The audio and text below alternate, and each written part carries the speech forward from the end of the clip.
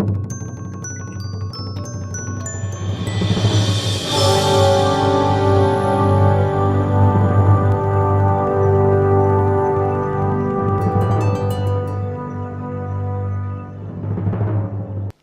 self-compassion, best thing since sliced bread. Why isn't there more of it? Right? It seems like a good idea, at least I thought so. Why isn't it more prevalent? I'll talk about in Western culture, although it's not just Western culture who suffers.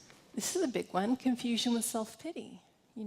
And it is annoying to be around people who are lost in self-pity, isn't it? We give the gesture of self-pity. It's also really dramatic, overly dramatic, right? So why isn't self-compassion self-pity? Well, first of all, this common humanity element is absolutely key. I mean, if it was just self-kindness, you might say, what's the difference? Self-compassion isn't poor me. Self-compassion is, it's hard for all of us. The human experience is hard for me, for you. This is the way life is. It's not egocentric, quite the opposite. It's a much more connected way of relating to yourself.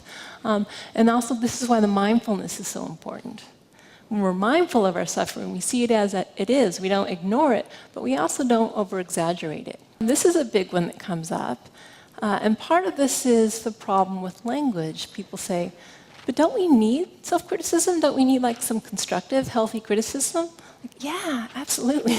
I'm not talking about healthy, constructive, kind, supportive, encouraging criticism. I'm talking about harsh, nasty, belittling, you're worthless, you're no good type of criticism, And that language sounds extreme, but it's really not. If you actually write down, especially on a bad day, some of the things you say to yourself, it can be really shocking how nasty it is. Right? So that's a type of criticism I'm talking about that you might say negative global self-evaluations. I am bad. I am no good. Okay? So what self-compassion does is it doesn't evaluate and judge the worth of yourself as a person, but it does see wisely. It discriminates. Self-indulgence, right? A lot of people think, well, if I'm compassionate to myself, I'm just going to skip work and just eat tubs of ice cream all day, and I'm just going to self-compassion doesn't mean you're going to do whatever you want. You aren't going to give pleasure for yourself only, because in the long run that harms you. Okay? So think of a very compassionate mother. Is she going to, for a child that she absolutely loves and has compassion for, is she going to say, yeah, don't go to school today, just blow it off, yeah, eat whatever you want, tubs of ice cream, that's fine. Of course not. A compassionate mother says, go to bed on time, eat your vegetables, do your homework, right? Because that's what compassion wants, health and well-being for ourselves. Compassion means we don't want to suffer, which means if we give ourselves pleasure in the short term feels good but harms us in the long run, then it's a problem. This is also a big one. Confusion with making excuses. I'm only human, right? Just blowing things off, okay? And again, you could blow things off and say it's self-compassion, but is it really? Because if you really have self-compassion, remember, you are more able to see yourself clearly. It is safer to see yourself clearly, and therefore it's a lot easier for you to take responsibility, because it's okay to have messed up, to have made a mistake. So research shows you're more likely to take responsibility for mistakes because, again, it's not so psychologically damning to do so. And a lot of people are afraid of compassion, well, for various reasons, but one of them is they really think they need their self-criticism to motivate themselves and keep themselves in line. It's a really entrenched belief, and I think our culture kind of supports that idea. We need to be hard on ourselves. We need to crack the whip. Think of all the, the images we have for motivating ourselves. Often they're very harsh. Okay. First of all, I have to say, if anyone does take this approach, I'd just like to ask the question, how's it working for you? So there's that level, right? Does self-criticism really help or not? Again, when we go to the research, the answer is pretty much it doesn't really help very much. It kind of helps, but in a way that's not that effective. So what happens when we're motivating ourselves with self-criticism? It's the carrot and stick approach, right? The carrot is, I want to feel good about myself. The stick is, I don't want to feel bad about myself, right? So that's how we're moving ourselves along. It's really a fear-based type of motivation.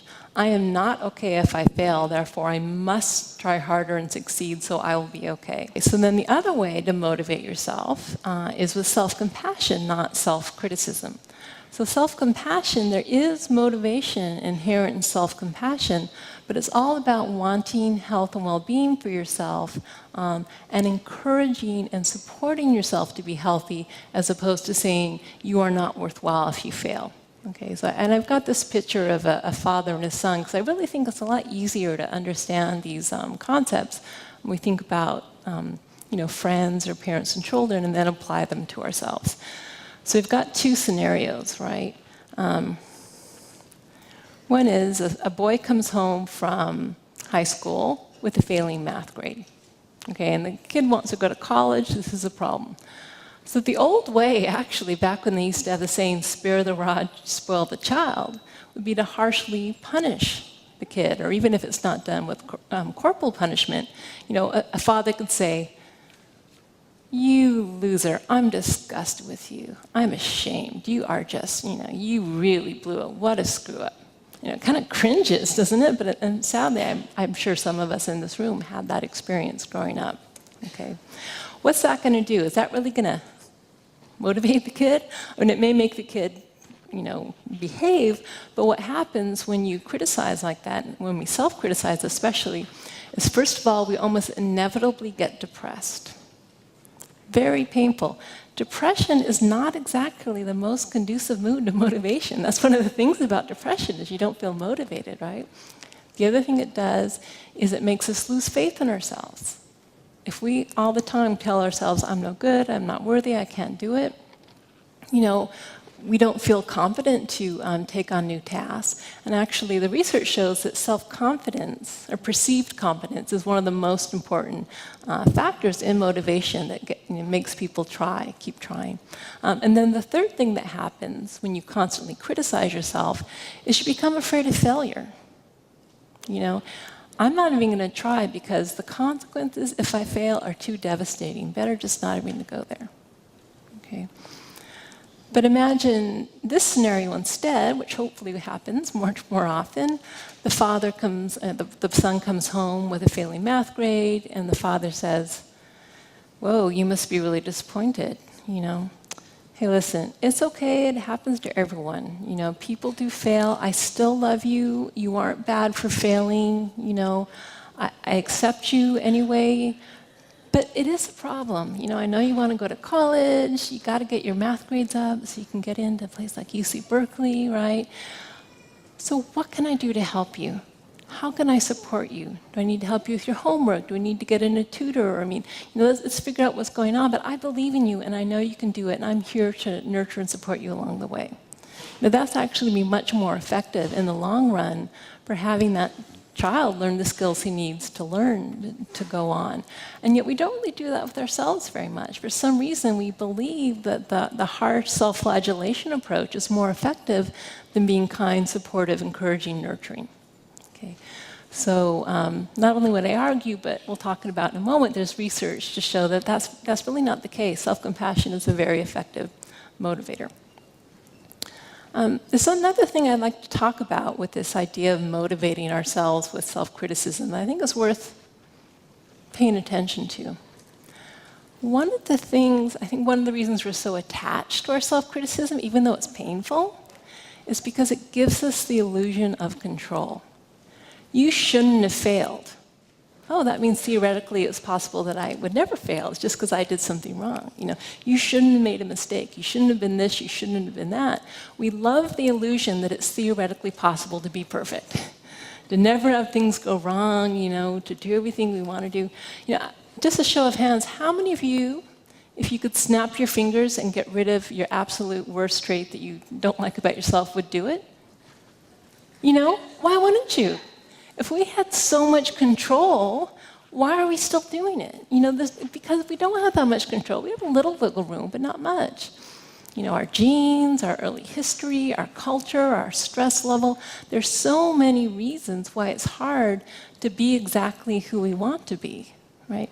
But somehow when we criticize ourselves, we feel that, well, maybe if I just tried that little bit harder, I could be perfect. And that's not reality.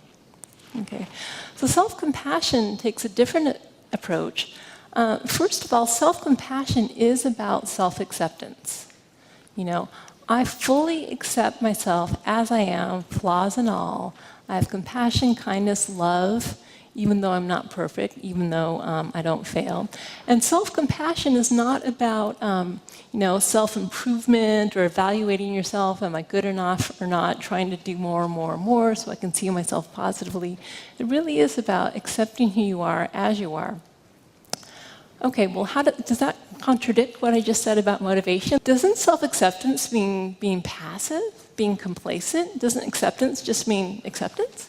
Well, yeah, it does, right? So if you accept things as they are, then how does that help motivate, make a change, right?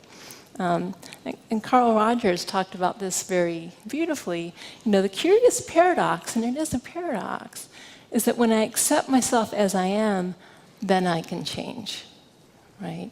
And if you think of what's happening there, when we accept ourselves fully and we embrace who we are, flaws and all, then it actually does allow us to see ourselves clearly, because it's safe to see ourselves clearly, and because we care about ourselves and don't want to suffer, we're going to try as much as possible to make changes that are, make us healthier and happier. But we also know that if we don't succeed, it's still okay. Right, so there's not this pressure of you are a bad person unless you change. Yeah, it'd be great if you could change, you'd be happier, but I accept you regardless. Right? And so sometimes I think of the way self-compassion is useful for motivating is it plants seeds. It plants seeds of, I'd really like not to suffer so much. I'd really like to be happier. I'd really like to be more fulfilled in this area. So I'm going to water those seeds with a sense of care and nurturance and kindness. But I know at the end of the day, I don't have total control whether or not that tree is going to grow. But I'm going to do what I can.